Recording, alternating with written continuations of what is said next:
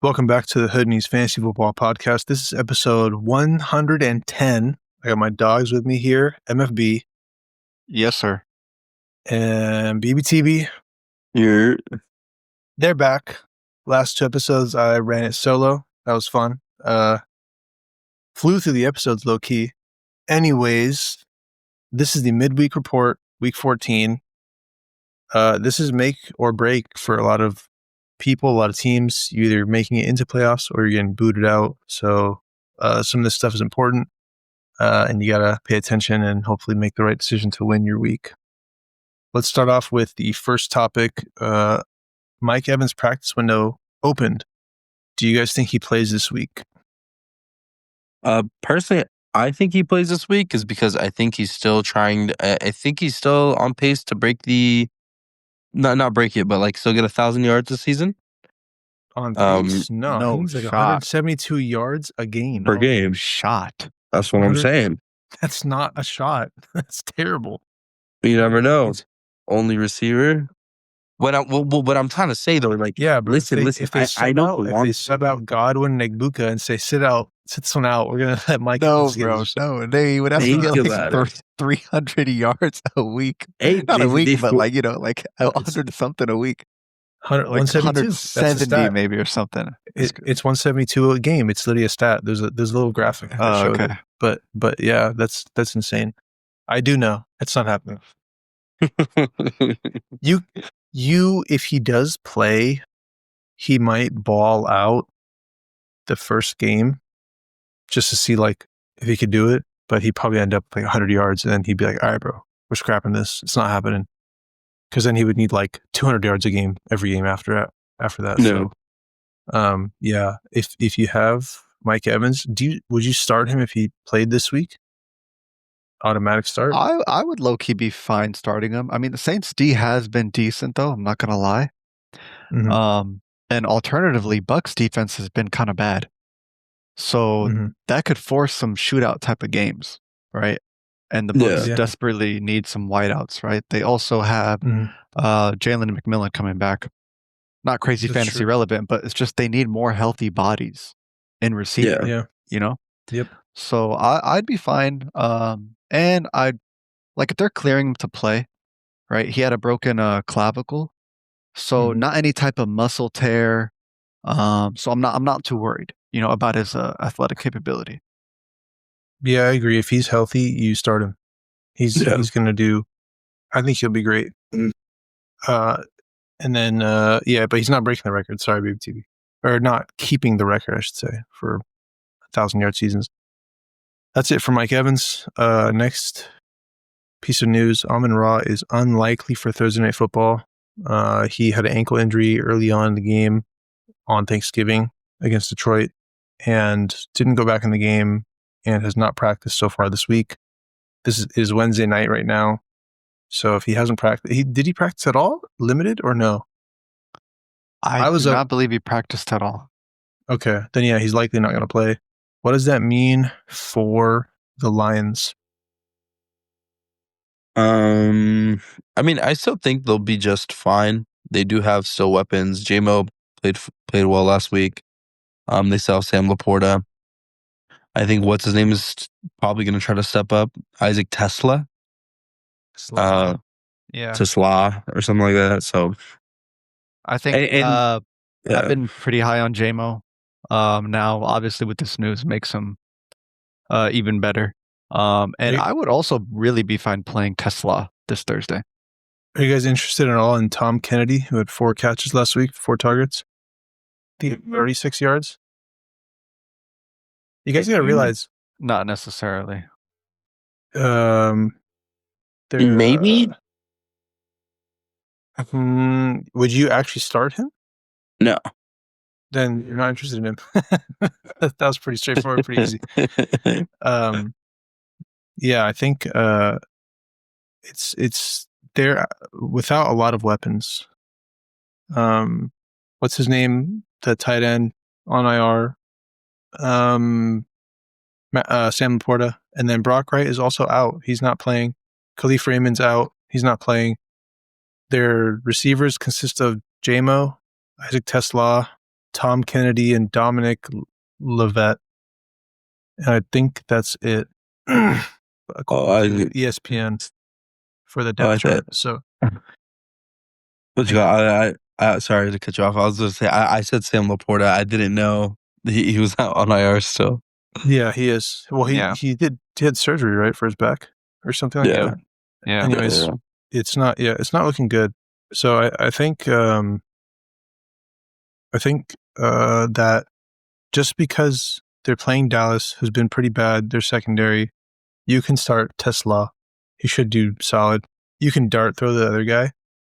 Because you never know that one of the other guys could just pop off. It's just how fantasy is, how football is in general. Like you have a guy that you're like, oh, it's the perfect opportunity for him, and he just yeah.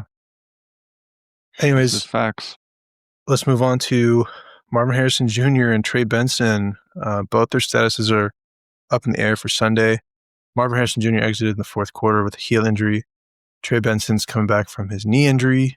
They're playing against the Rams, divisional game. That's what, top of the division versus bottom of the division? Yeah. So, and the Rams are going to bounce back after that loss to Carolina. They're not happy about that loss. They're for sure going to go off, defense and offense. So, I mean, in terms of Marvin Harrison Jr., I don't think they rush him out there. If he's actually hurt, I don't think they put him out there. Yeah, definitely not. This does make Michael Wilson more juicy fantasy-wise. Mm-hmm. And then obviously Trey McBride, being Trey McBride, never worried about him. Never. As far as RBs, oh man, I would not roll any Arizona RBs out there. Yeah. They still utilize a bunch of them. Mm-hmm. And nobody's seeing the whole workload. You could desperation play Bam Knight, but desperation, you're talking like you have no other option then. But yeah, Trey Benson, I don't even think Trey Benson comes back because I don't At all? think. No, I mean this game. Well, is this how long has he been off of IR? How long did they designate him off IR? Because if they designated him 2 weeks ago and he misses 3 weeks, if he doesn't go back, if he's not activated within the 21-day practice window, then he goes back on IR for the rest of the season. That's just a football rule. So if he's been designated for return for 3 weeks, I'm not sure. I'd have to look it up. Then he would just go on IR for the rest of the season if he doesn't play this week. So, interesting. There'll be something to look into. But it doesn't look like he's going to play this week. I don't think they have any reason to rule him out. Like they're not playing for anything, right? So unless he's and he's been out for a while, so I don't think either of them play. If they do play, what happens to Michael Wilson? And do you start? I'll start Michael Wilson as like a wide receiver 2, like finish the week. Okay. Do you start Trey Benson if he's back? No. Okay. All right. That's it for that topic. Let's move on to Rico Dowdle, who is now supposed to see the early down work share in the running back field. So that means Chuba would get like third down kind of passing game, 2-minute warning plays. Is this just as a result of Chuba doing better last week or having more efficiency? Chuba looked much better, like loads better than Rico last week. Yeah. And he did mention like back weeks ago, right, that he came back early from injury, right, when he had the calf problem. Yep. So that was probably taking a toll on him, and now he just looks much better, right? So it's probably going to be like the same situation, drive-by-drive type of RB room that we're seeing across other backfields. Yeah, and then, but I think you could possibly play on both though, because I feel like the offense is slightly picking it up. So if you have one or the other, put them at the flex if you need it, if you're in a 14, 16-man league. Feels like Carolina picks it up at the end of the year each year, and each year it gets progressively earlier in the year. Too. They also really pick it up against hard opponents. Yeah. Every game where they play like a top defense or some wild opponent, they start going stupid, right? I mean, they kind of do their best to hide Bryce a little bit. Like he's not dropping back 30 plus times ever in a game. They run the ball a lot, but Bryce will make clutch throws, right? He had 2 sick TDs that game. So Coker and Tedero, right? They both caught him. Yeah. So this is going to be interesting. I mean, they're on bye this week, so that gives Chuba even more time to recover from whatever was bothering him, that calf injury. So, and then they go into a divisional game against the Saints in New Orleans. So, I kind of agree with BBTV. You could probably play both of them as like a RB2, maybe like RB2 fringe flex like play, or like RB2/3. But yeah, I think they're both decent, and they're both good running backs. So yeah, that's it. That's it for the running back room in Carolina. Let's move on to the return of Jaden Reed. What does that mean for the rest of the pass catchers over there in Green Bay? I don't know. It's really unpredictable. Like, I'll be honest, it's really tough to see who's the guy with Christian Watson finally being back past couple weeks, and I don't know. Yeah. I just also to go off of that, they've like that game, they were feeding Watson a lot. I know it was like a Wicks career game, but they were feeding Watson the ball a ton, right? And some of it was like, I think he dropped a couple, and then some of it was not on him at all, and then some of it was like some PI type stuff. So he could have finished with a much bigger day than he did. Christian Watson has looked like the main guy in Green Bay right now. Yeah, I feel like. Also, keep in mind Matthew Golden is supposed to come back as well. If that affects anything. Yeah, I feel like what that possibly affects is just the ball being pushed down the field and Josh Jacobs punching the ball in a little bit more. Because if they have the ball a lot more on offense, feed it to him. So I feel like if you're Josh Jacobs owner, help him out tremendously. And typically, we don't see Jordan Love throwing 4 TDs a week. Exactly. So. Yeah, it feels like, I mean, I think if Reed comes back, I don't know. It kind of becomes a toss-up between the receivers. I think it's probably between him and Watson. They're going to share a majority of the work, but any given touchdown can go to Dobbs. It can go to Wicks, but it likely the work would shift to a split between Christian Watson and Jaden Reed, and then Dobbs comes in and snakes a couple touchdowns here and there.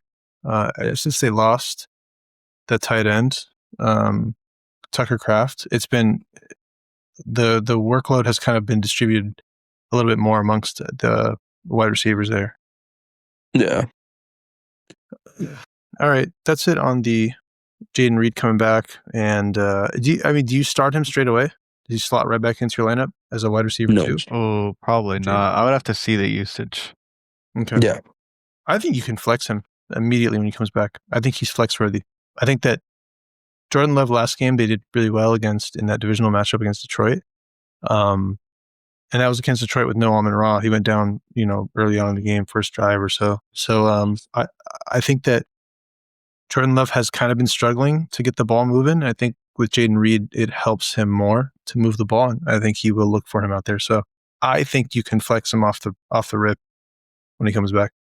Let's move on to Justin Herbert, hand surgery.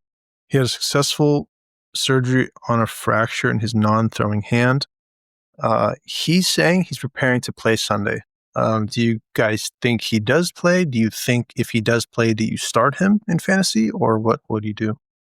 To answer both questions real quick, I think he does play, but I think I would not start him at all. Okay. Yeah. Against Philly Monday night? Yeah. Would you start him or Jacoby Brissett against the Rams?